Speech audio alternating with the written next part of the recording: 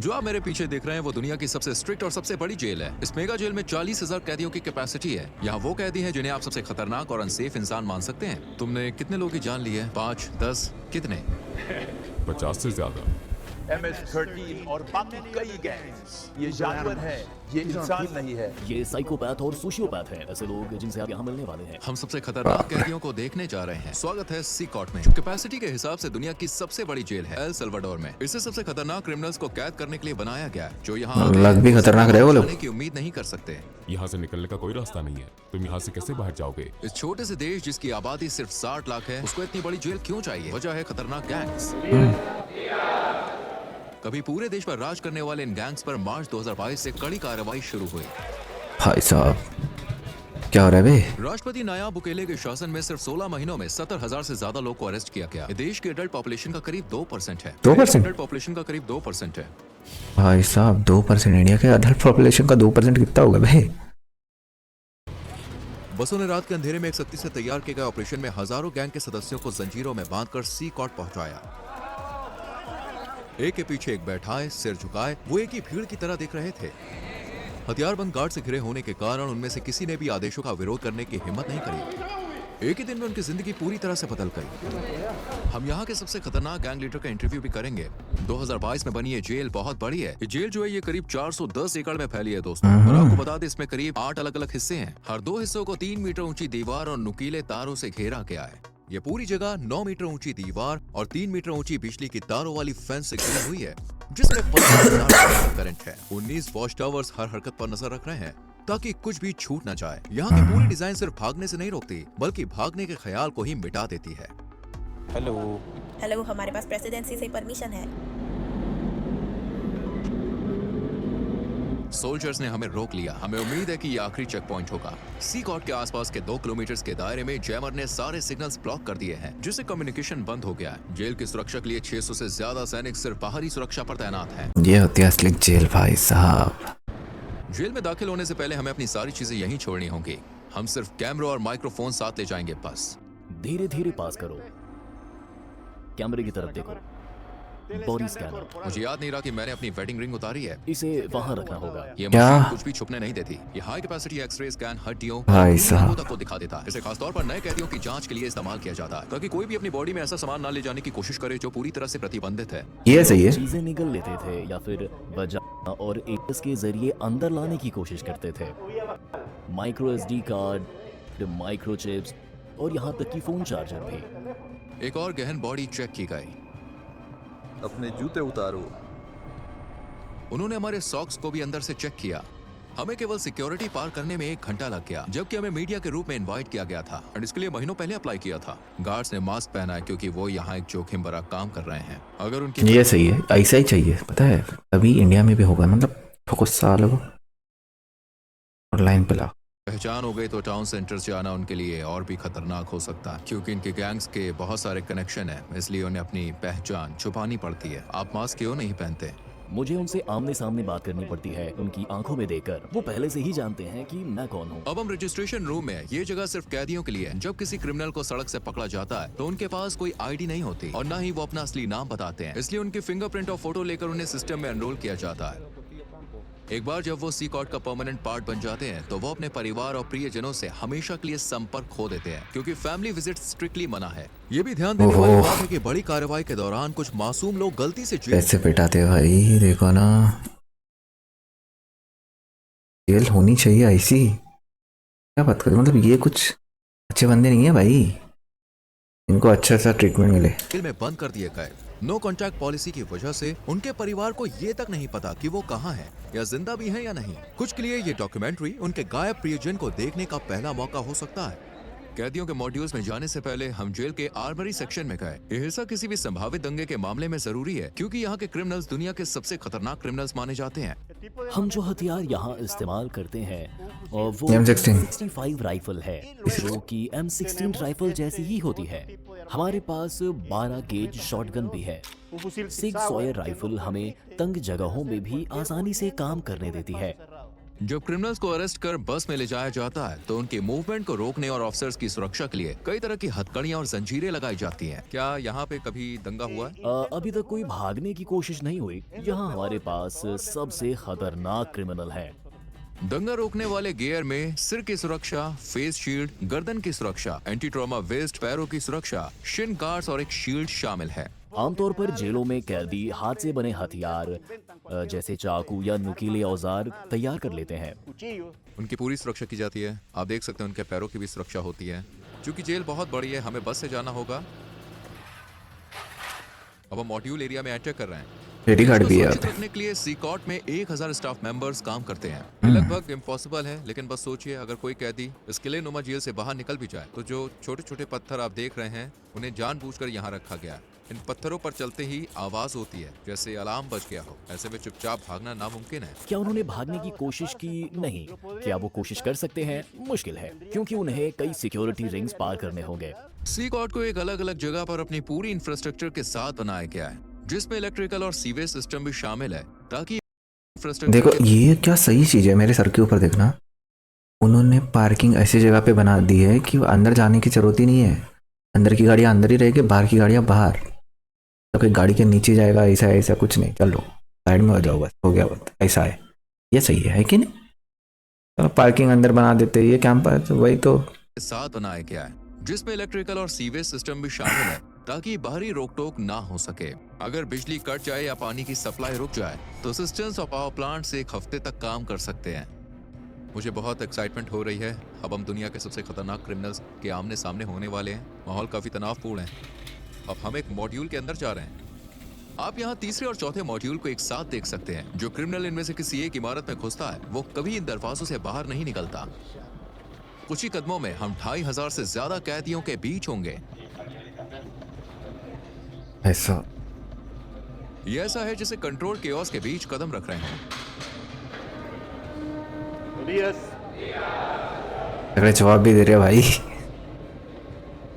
ये क्या चीज है? सबको लाइन में खड़े सारी रख। नजरें मुझ पर हैं। वो मेरे हर कदम को देख रहे हैं। मैं उनकी आंखों से नजरें मिला रहा हूं। यहाँ इतने सारे लोग हैं, मेरे पास शब्द नहीं है। मुझे बहुत बेचैनी महसूस हो रही है। क्या बात है? सभी कैदियों ने सफेद शर्ट, शॉर्ट्स और चप्पल पहनी होती है। उनके पास और कोई सामान नहीं होता। ज्यादातर कैदी मुश्किल से 20-25 साल के होते हैं और गंभीर अपराधों के लिए दोषी क्या है बे भाई? कैसे दिख रहे हैं लोग? ठहराए गए हैं। इतिहास के सबसे कुख्यात क्रिमिनल के पास भी आमतौर पर 20 से 30 पीड़ितों का रिकॉर्ड होता है, लेकिन यहाँ कुछ कैदी सैकड़ों मासूम लोगों की जान लेने के लिए जिम्मेदार हैं। क्या मैं कैदियों से कुछ पूछ सकता हूँ? नहीं, बिल्कुल नहीं। अगर आपके कोई सवाल है तो मैं उनका जवाब दूंगा। अगर वो मुझसे बात करने की कोशिश करें तो आप क्या करेंगे? मैं उन्हें ऐसा करने नहीं दूंगा। वो जानते हैं कि अगर उन्होंने इंस्ट्रक्शंस को फॉलो नहीं किया तो उन्हें सजा मिल सकती है। मुझे जानने की उत्सुकता है कि इन ग्रुप लीडर्स में से किससे मेरा इंटरव्यू होगा। हमें इस पीली लाइन को पार करने की इजाजत नहीं है, क्योंकि ये दुनिया के सबसे खतरनाक इंसानों में से हैं। हमारे और उनके बीच कोई सलाखें नहीं है और हर कोई जानता है कि यहाँ कुछ भी हो सकता है। इस मेगा जेल के 8 मॉड्यूल में से आपको बता दें हर एक में 32 सेल हैं। हर सेल में करीब 80 कैदी होते हैं, लेकिन ये संख्या 150 तक जा सकती है। जेल अभी अपनी पूरी क्षमता पर नहीं है, लेकिन फिर भी हर कैदी के पास केवल 0.5 स्क्वायर मीटर्स की पर्सनल जगह है। कैदियों को ना तो कोई वेंटिलेशन मिलता है और ना ही सेल के बाहर चलने का कोई आंगन। यहाँ हर कैदी को इतनी लंबी सजा दी गई है जिसको आप इमेजिन भी नहीं कर सकते। एक चीज जो नहीं बदलती वो ये है कि ये कैदी कभी भी बाहर नहीं जाएंगे। क्या मतलब? यही क्या सूरज की ही? रोशनी नहीं देख पाएंगे। जेल के अंदर बाहर आने जाने की इजाजत केवल स्टाफ और कभी कभी मीडिया को है।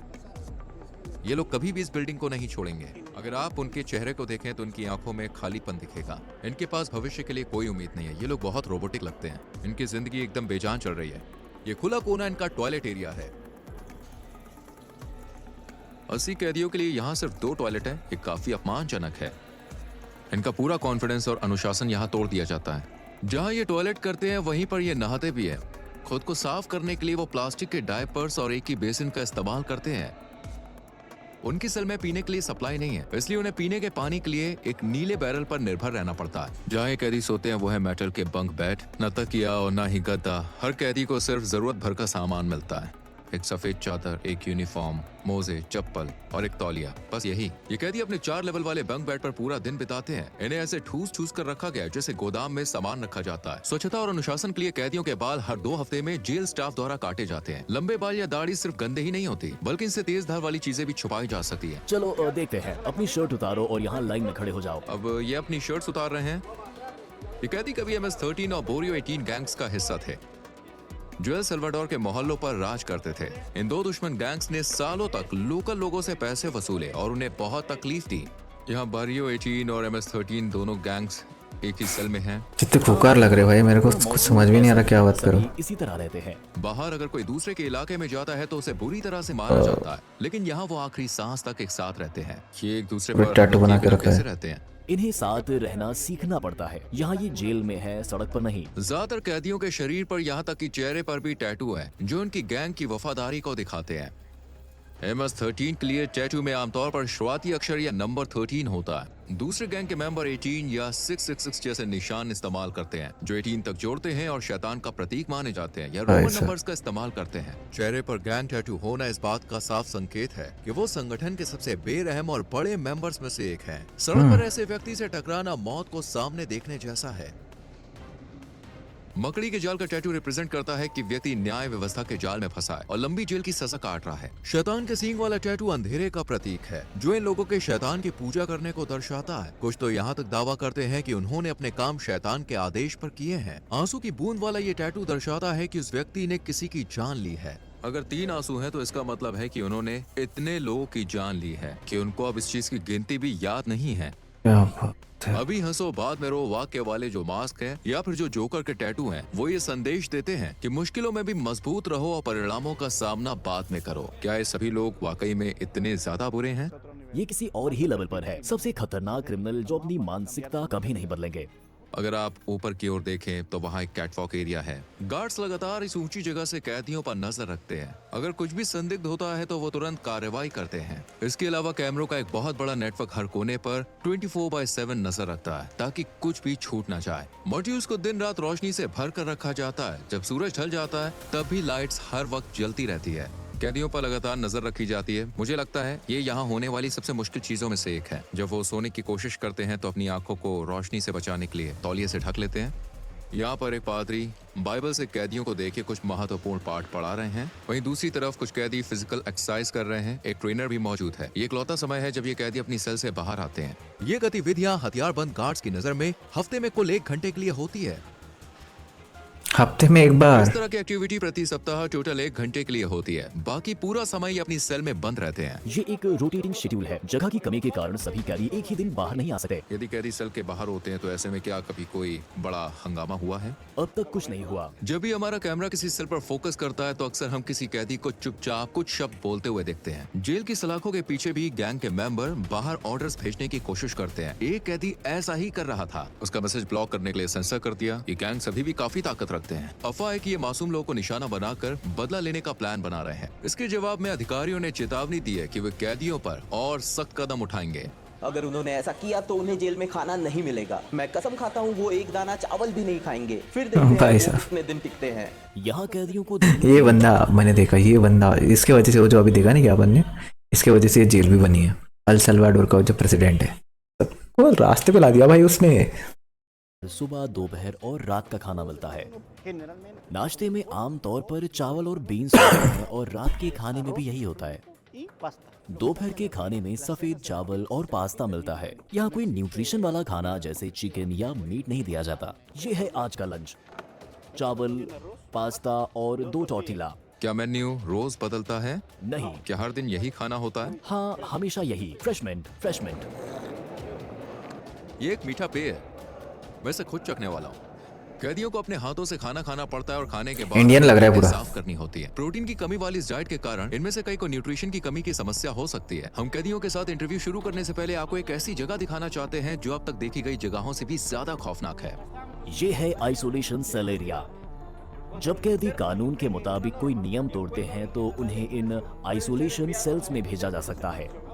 कानून मुझे इन्हें 15 दिनों तक यहाँ रखने की इजाजत देता है। इन सेल्स के दरवाजे पूरी तरह से बंद होते हैं। इस ग्रिड से मैं इन्हें देख सकता हूँ और पहचान सकता हूँ कि अंदर कौन है। यहीं पर हम इन्हें खाना देते हैं और दरवाजा खोलने से पहले हथकड़ी लगाने के लिए इस स्पेस का इस्तेमाल करते हैं। स्वागत है आइसोलेशन सेल में। अगर कोई कैदी मिसबिहेव करता है तो उसे यहीं भेजा जाता है। वो ये नहीं जानता कि कितना समय हो चुका है या उसे और कितनी देर तक यहाँ रहना होगा, दिनों या हफ्तों तक। वो इस कंक्रीट के बिस्तर पर सोता है बिना बाहर निकले। वो बाहरी दुनिया से पूरी तरह कटे होते हैं, अकेले केवल अपने ख्यालों के साथ। देखिए, यहाँ पर पीने के लिए एक बेसिन है, यहीं से वो पानी लेते हैं और यहीं पे टॉयलेट करते हैं। पीने के पानी का बेसिन और टॉयलेट पास पास हैं। टॉयलेट हाल ही में इस्तेमाल किया गया है और गंदा दिखता है, जिससे लगता है कि इस सेल का हाल ही में इस्तेमाल हुआ है। उनके पास रोशनी के लिए इकलौता ये छोटा सा छेद है, जिससे मुश्किल से सूरज की रोशनी अंदर आती है। यही छेद ताजी हवा का भी इकलौता साधन है। आपके हिसाब से आइसोलेशन रूम की सबसे मुश्किल बात क्या है? अंदर आप अपने हाथ भी नहीं देख सकते। जब कोई कैदी आइसोलेशन में होता है तो जरूरी है उसके पास पढ़ने को हो जो उसका दिमाग शांत रख सके, लेकिन यहाँ कुछ भी नहीं मिलता। चाहे कोई क्रिमिनल कितना भी कठोर क्यों ना हो, अकेलापन उन्हें तोड़ देता है। ये हमारे यहाँ के क्रिमिनल्स के लिए जरूरी है जो कभी खुद को भगवान मानते थे। ये लोगों का जीना मरना तय करते थे। वे माफी मांग सकते हैं और शायद भगवान उन्हें माफ कर दे, लेकिन यहाँ न्याय होना चाहिए क्योंकि इतने सारे पीड़ितों के लिए वो यही डिजर्व करते हैं। अब हम साइको नाम से मशहूर कैदी का इंटरव्यू लेने जा रहे हैं। उसका 34 साल का क्रिमिनल रिकॉर्ड है और पिछले 25 साल से वो एक संगठन में बड़ी पोस्ट पर रहा है। इस कैदी के चारों ओर सुरक्षा सुनिश्चित करने के लिए 12 गार्ड्स भी काफी नहीं है। मास्क उतारो। तुम्हारा नाम क्या है? मेरा नाम मार्विन आर्नेस्टो है। तुम्हारी उम्र कितनी है? मैं 41 साल का हूँ। तुम 41 के नहीं लगते, तुम ज्यादा से ज्यादा 35 के लगते हो। ये अच्छी बात है कि तुमने ये कहा, क्योंकि मुझे तो बूढ़ा महसूस होता है। क्या मैं तुम्हारे टैटू देख सकता हूँ? MS-13 तुमने इस क्राइम ऑर्गेनाइजेशन को कब ज्वाइन किया? 2004 में, लेकिन मैंने क्रिमिनल रिकॉर्ड 11 साल की उम्र से शुरू कर दी थी। तुमने पहली बार इस रास्ते पर कैसे कदम रखा? जब किसी के पास सिर्फ माँ होती है और माँ काम पर जाती है तो आप सड़क पर सहारा ढूंढते हो। आप किसी को ढूंढते हो जो आपकी मदद कर सके। मैंने सोचा, और मेरी माँ गरीब है, मुझे जूते चाहिए, मुझे कपड़े चाहिए, और मैंने चोरी करना शुरू कर दिया। फिर मुझे एक पिता की तरह कोई चाहिए था, क्योंकि मैं अपने पिता के साथ बड़ा नहीं हुआ, और मैंने गैंग ग्रुप ढूंढ लिया। मैंने हत्या की और एल सल्वाडोर आ गया अपनी जिंदगी बदलने की कोशिश करते हुए। लेकिन यहाँ और गैंग्स थी और मैंने वही करना शुरू कर दिया और मैं फिर पकड़ा गया। मैं हमेशा ऐसा इंसान रहा हूँ जो अपने मन में ठान ली गई चीजों को पूरा करना चाहता था, और मैंने वो सब कुछ किया जो मुझे करना था। लेकिन देखो, मैं यहाँ हूँ। शैतान अपने लोगों को ऐसे ही इनाम देता है। क्या सच है कि इस क्राइम ऑर्गेनाइजेशन में शामिल होने के लिए किसी की जान लेनी पड़ती है? हाँ, पहला शिकार शायद तुम्हारे किसी रिश्तेदार का ही होता है। मुझे सच में याद नहीं है कि कितने लोगों की जान ली थी, लेकिन हाँ, क्योंकि तुम्हें अपनी गैंग के लिए इलाका हासिल करना होता है। मैंने अपनी माँ, अपने पिता, अपने बेटे, सब कुछ यहाँ गैंग्स की वजह से खो दिया। मेरा मतलब है, मैं USA में अपने परिवार के साथ एक बेहतर जिंदगी जी सकता था, लेकिन तुम जानते हो, हमने गलत फैसले लिए। यही इसका नतीजा है। इसलिए मैं युवाओं से कहता हूँ, अरे स्कूल जाओ, अपने माँ और पिता की बात सुनो। वो जिंदगी मत जियो जो हम जी रहे हैं। इससे बाहर निकलने का कोई रास्ता नहीं है। तुमने कितने लोग की जान ली है? 5 या 10? कितने? नहीं, अगर तुम जेल में मेरे बाद के समय की बात करो तो शायद 50 से ज्यादा। 50 बंदे मारे भाई उसने। कभी कभी ऐसा करना पड़ता है। वक्त के साथ तुम इतने निर्दयी और पत्थर दिल कैसे बन गए? मैं सच में सवाल का जवाब नहीं दे सकता। सिकॉट में रहते हुए अपने परिवार को कभी ना देख पाने के बारे में तुम्हें कैसा लगता है? मुझे बहुत बुरा लगता है, क्योंकि मैंने अपने बेटे को आखिरी बार तब देखा था जब वो 5 साल का था, और अब वो 21 साल का है। मैं उसे देखना चाहता हूँ। मैं उसे कहना चाहता हूँ, सुनो, वो गलतियाँ मत करना जो तुम्हारे पिता ने की। एक बेहतर जिंदगी की तलाश करो। जिन लोगों को तुम्हारे कारण नुकसान हुआ, वो भी अपने प्रियजनों को कभी नहीं देख पाएंगे, और तुम भी अपने परिवार को नहीं देख सकोगे। किसी को याद करने की भावनाओं से कैसे निपटते हो? मुझे बुरा लगता है। कभी कभी, जैसे मैंने बताया, मैं अपने बिस्तर पर लेटता हूँ और बहुत सी चीजों के बारे में सोचता हूँ। कभी कभी मैं रोता हूँ और कहता हूँ, तुम्हारे जिंदा रहने की प्रेरणा क्या है? एक दिन अपनी जिंदगी बदलना और भगवान को पाना। मैंने भगवान से कहा, मुझे माफ कर दो, मुझे माफ कर दो जो मैंने किया। ठीक है।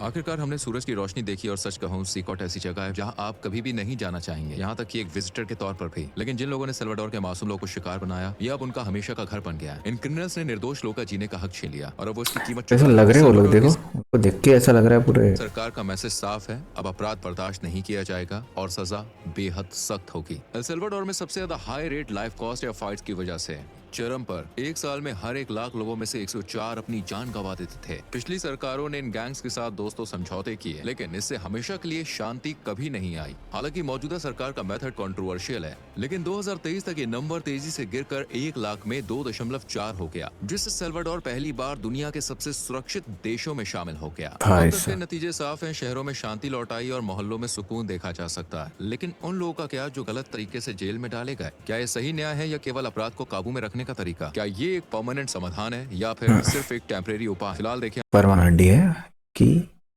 बाकियों को पता चलेगा। देखो ना हमारे तिहाड़ में क्या हो रहा है भाई, मतलब वहां से कॉल आ रही है इधर, क्या क्या नहीं हो रहा, मतलब हद है। फैसल का ये वीडियो बताना भाई, चलते हैं।